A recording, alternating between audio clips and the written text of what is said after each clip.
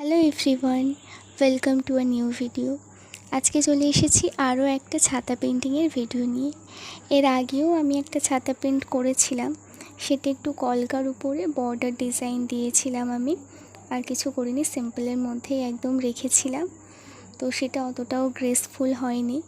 তারপর এই ছাতাটা করা, এই ছাতাটাতে আমি জাস্ট কিছু পাতা ড্র করেছি আর নিচে কিছু ছোট ছোট ফুল দিয়েছি, আর কিছু করিনি।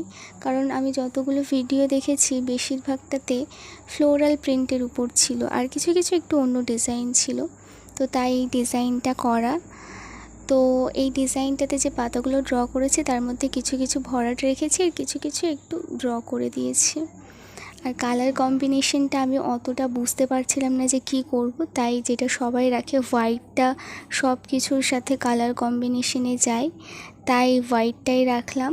তোমরা আমাকে জানিও অন্য কিছু রাখলে বেশি ভালো হতো কি না। আর ভালো লাগলে প্লিজ লাইক, কমেন্ট, শেয়ার করে দিও, আর সাবস্ক্রাইব করতে ভুলো না কিন্তু।